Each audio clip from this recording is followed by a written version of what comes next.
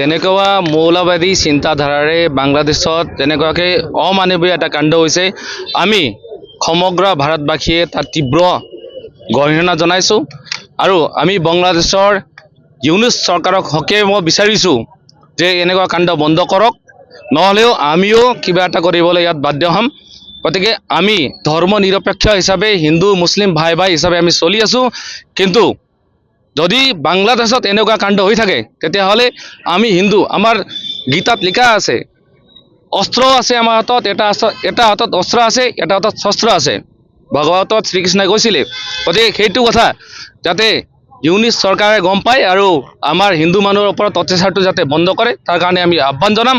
আৰু আমাৰ ভাৰতীয় জনতা পাৰ্টিৰ নেতৃত্বাধীন যোনটো বিজেপি চৰকাৰ আছে, নৰেন্দ্ৰ মোদী ডাঙৰীয়াক এটা অনুৰোধ জনাইছোঁ যে এইটো ক্ষেত্ৰত হস্তক্ষেপ কৰিব লাগে আৰু অতি সোনকালে হিন্দুৰ ওপৰত বাংলাদেশত অত্যাচাৰটো বন্ধ হ'ব লাগে। আমাৰ হিন্দুৰ ওপৰত বাংলাদেশত যিটো অত্যাচাৰ চলি আছে, তো আমি হুঁচিয়াৰ কৰিব বিচাৰিছোঁ আমাৰ হিন্দুৰ ওপৰত অত্যাচাৰটো বন্ধ কৰিব লাগিব, নহ'লে আমি হাতে হাতে ধৰি নাথাকিম, আমিও ইয়াৰ প্ৰতিবাদ কৰিমেই। আৰু আমাৰ ইউনুছ চৰকাৰ যিটো আমাৰ হিন্দুৰ ওপৰত অত্যাচাৰ চলি আছে, আমাৰ হিন্দুৰ ওপৰত যিটো নিৰ্যাতন কৰি আছে, এইবিলাক চব বন্ধ কৰিব লাগিব, নহ'লে ইয়াৰ ব্যৱস্থা গ্ৰহণ কৰাৰ কাৰণে আমি চবেই হিন্দু ঐক্যবদ্ধ হৈ পেলাই আমি যি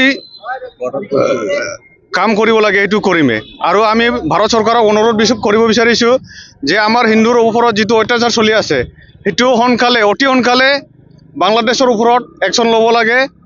আমাৰ যিটো ডিপু দাসৰ ন্যায়টো সোনকালে যাতে পাব পাৰে, ইয়াৰ কাৰণে আমি আজি প্ৰতিবাদ কৰিছোঁ বিশ্ব হিন্দু পৰিষদ বজৰং দল হৈ।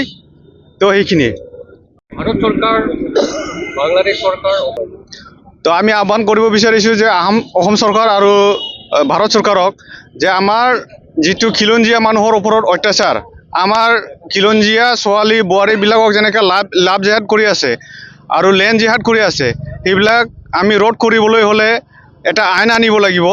তো আমি আপোনালোকৰ থ্ৰুৱেদি আজি অনুৰোধ কৰিব বিচাৰিছোঁ যে লাভ জেহাদ লেণ্ড জেহাদৰ ওপৰত এটা আইন আনিব লাগে, যাতে আমি হিন্দুবিলাকে এটা ৰক্ষা কৱচ পায়। আৰু আমি ইয়াৰ লগতে আমাৰ যিটো ঘৃণনীয় চিন্তাধাৰাৰ লোকসকল আছে সেইবিলাকক আমি সাৱধান কৰিব বিচাৰিছোঁ আপোনালোকৰ থ্ৰুৱেদি।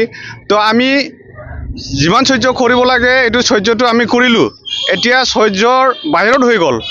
যিটো সহ্যৰ বাহিৰত হ'লে আমি যি পদ্ধতি যিটো আমি কৰিব লাগে সেইটো আমি কৰাৰ কাৰণে যাতে আমি ওলাই আহিব নলগা হয়, সেইটো সিহঁতেও যাতে মনত ৰাখে।